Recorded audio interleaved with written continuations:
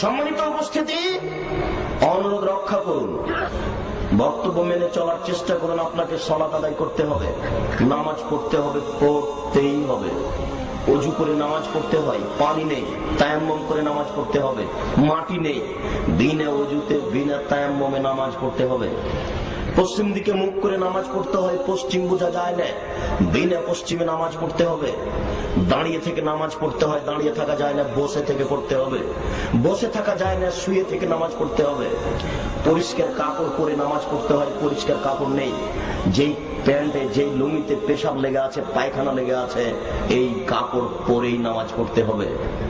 কারণবশত কোনো কাপড়ই নেই, উলঙ্গ অবস্থাতেই তাকে নামাজ পড়তে হবে, পড়তেই হবে। নামাজই একটা ইবাদত যার মাপ নেই, যার বিকল্প কোনো পথঘাট নেই। হজের বদল চলে, নামাজের বদল চলে না। হজের কিভাবে বদল চলে?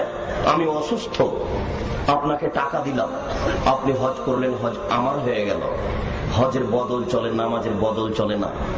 রোজার বদল চলে, আপনি অসুস্থ, সিয়াম পালন করতে পারছেন না, সকাল সন্ধ্যা আর একজনকে খাওয়ালেন, রোজা আপনার হয়ে গেল।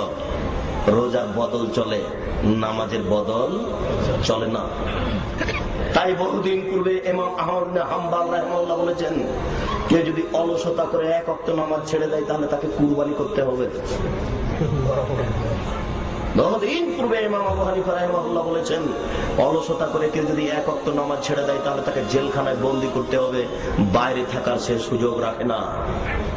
নামাজ এমন একটা ইবাদত, পড়তেই হবে।